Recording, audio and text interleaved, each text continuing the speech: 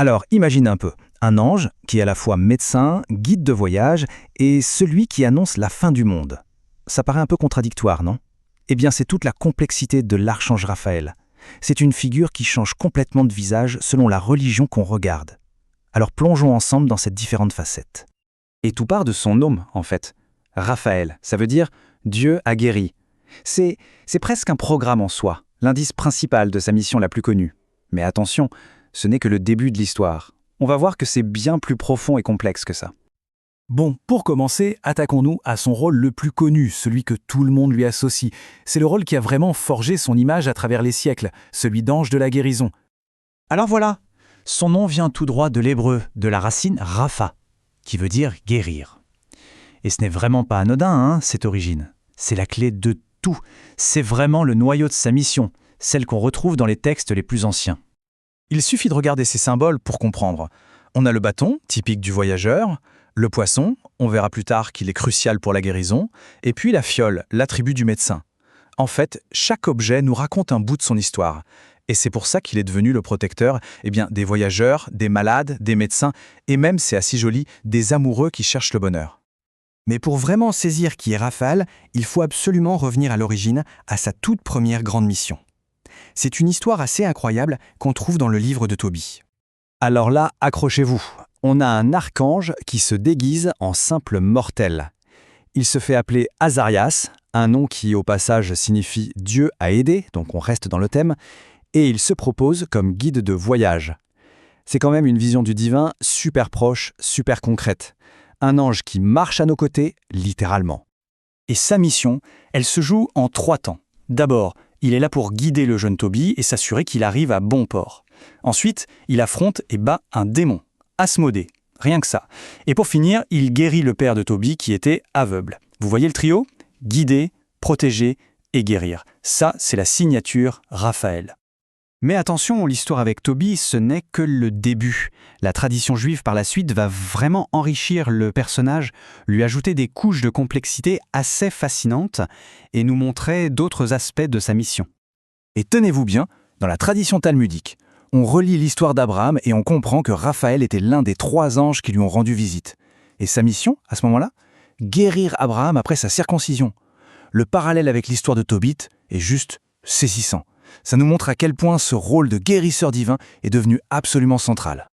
Et là, ça devient encore plus dingue. Une autre tradition, le Midrash, nous apprend qu'en fait, il ne s'est pas toujours appelé Raphaël.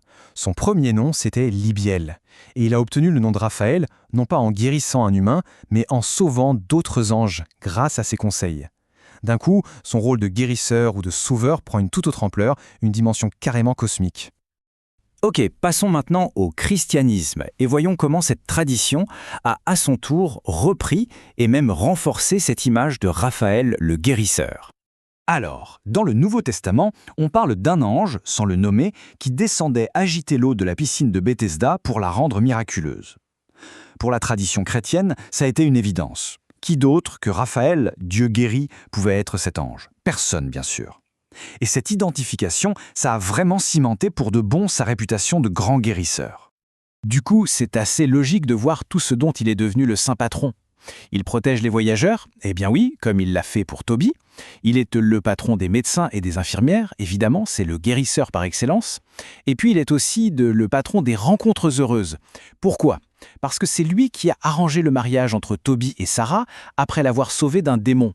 Une sorte de premier wedding planner divin, si on veut.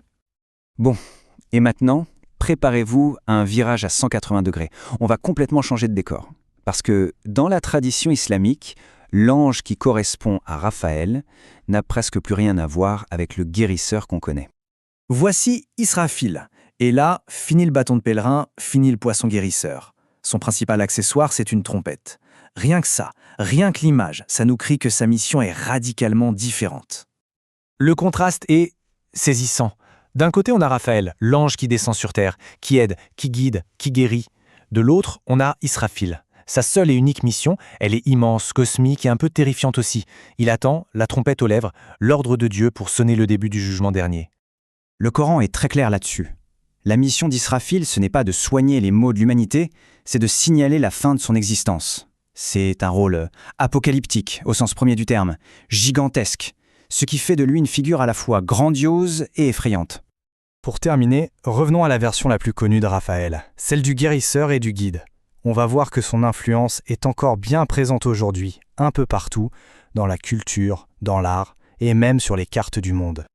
Son empreinte, elle est littéralement partout sur le globe. On a Saint-Raphaël en France, sur la Côte d'Azur, San Rafael en Californie, puis des tas de San Rafael en Argentine, en Colombie, au Mexique, bref, partout. Et ce n'est pas tout. Même le grand explorateur Vasco da Gama avait nommé son navire amiral le São Rafael pour se mettre sous sa protection pendant son long périple. Et voilà un exemple qu'on peut encore voir aujourd'hui, la mission San Rafael en Californie. C'est du concret, c'est en briques. C'est un pont entre cette figure d'il y a des milliers d'années et notre monde à nous. La preuve que sa popularité vraiment traversait les âges. Au fond, Raphaël, sous toutes ses formes, c'est un peu un miroir de ce qui nous préoccupe. D'un côté, nos espoirs, le besoin de guérir, d'être guidé quand on est perdu, et de l'autre, nos plus grandes peurs, la fin des temps.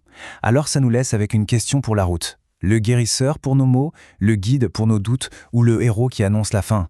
De quel visage de Raphaël le monde aurait-il le plus besoin, ici et maintenant ?